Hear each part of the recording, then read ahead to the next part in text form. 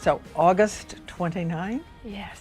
It is big. Tell me about the name, Daisy Chain Festival? Yeah, Daisy Chain Fields.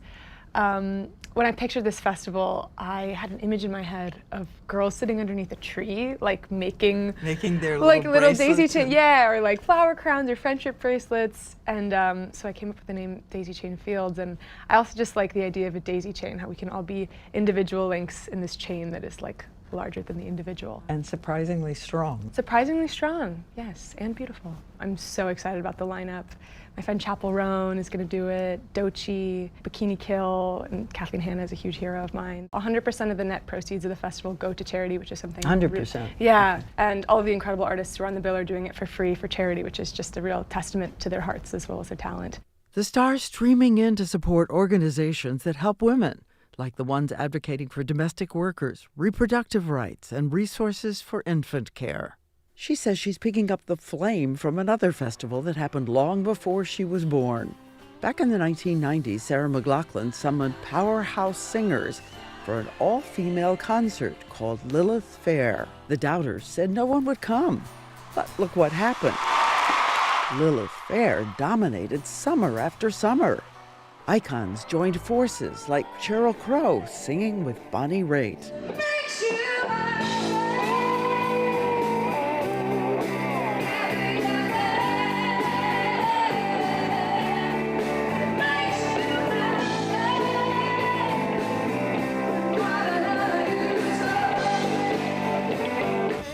Tracy Chapman was there, the Indigo Girls, and in the end, Lilith Fair raised $10 million for groups that support women. Lilith Fair was a huge inspiration in me starting this festival, Daisy Chain Fields, and actually the first person that I called when I decided that I wanted to do this festival was Sarah McLachlan. She's a total trailblazer and an incredible artist and a friend. Rumor has it Stevie Nicks? Yes, Stevie Nicks is gonna come, Karen O from the Yeah Yeah Yeahs. Here's my dream. I'm putting in my little dream, that you and Stevie Nicks are singing Landslide. We might make that happen for you, Diane. Oh, we'll see. If you do, Can't give too much away. But time makes you bolder. Children get older. I'm getting older too.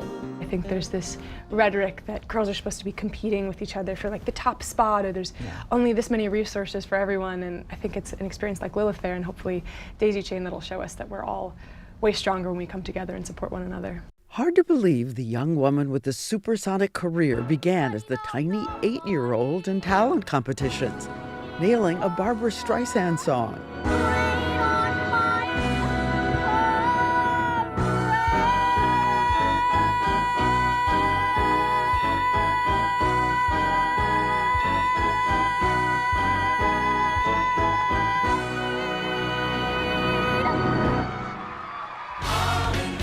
After that, a series of iconic television triumphs. And when she was just 17, her lead single from her first album went straight to #1. I got my driver's license last week, just like we always talked about. It happened again on her second album. And now she is the first artist in history to make it 3 in a row. One night I was bored in bed. Her new third album is called You Seem Pretty Sad for a Girl So in Love.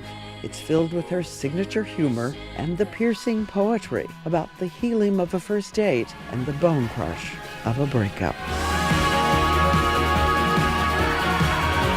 If you had 3 words to describe this album, what would it be? Ooh, that's a great question. Hopeful. I think a lot of the album has to do with hope and sometimes the lack thereof. So I'd say hopeful, maybe melancholic, and introspective. Yeah, I think lots of the songs are me looking inward in a way that I don't think I had the emotional maturity to do in my last 2 albums, so I'm proud of that. What is the best thing anyone ever said about getting over heartbreak? Oh my gosh. It's really hard. I think in my most heartbroken moments, you can't really see the forest through the trees a little bit, and you're just like, I will never love anyone ever again. And I don't know, I remember people always telling me one day you're gonna wake up and it's just not gonna hurt anymore and you're gonna be totally fine. And I remember being like, you don't get it, you've never been this heartbroken before. And it's true, it happens. One day you wake up and you feel totally whole and totally happy without that person. And yeah, but I mean, it's a question that artists and poets have been trying to answer for a long time, so who knows? Do you say to yourself, my generation does look at love differently? I don't think so. I really don't think so, actually. I mean, obviously the context of love is so different these days when you have dating apps and Instagram and Are all you of on that. dating apps? No, no. I was going to leap over. I know. and- No shame in that game. No shame in that game. No, but so many people come up to me of varying age groups and backgrounds, and they all come up to me and they're like, I felt this exact same way when I was falling in love, or I felt this exact same way when I was 17 and I went through my first heartbreak. It just goes to show that we're so much more alike than we are different in the world. So what's the perfect wedding song? That's a great question. I want to hear yours, but mine is Melt With You by Modern English.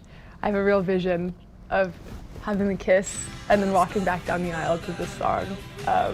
I love that one. I also love Harvest Moon, I think would be a good one. Maybe for like a slow dance. Yeah.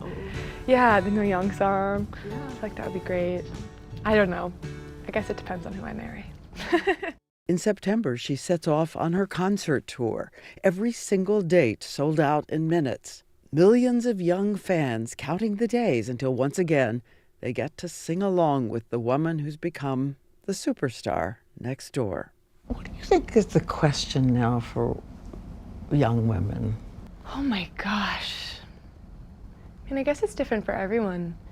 I think it's been many different questions throughout my whole life. I think right now it's just what makes me happy, I think. That's what I'm trying to do in my art and in my life. I'm really trying to come at all things from the angle of joy, you know what I mean? Like what I do for work is so wonderful and so fun, and I think if I'm not doing it all through the lens of joy and gratitude, then what's the point?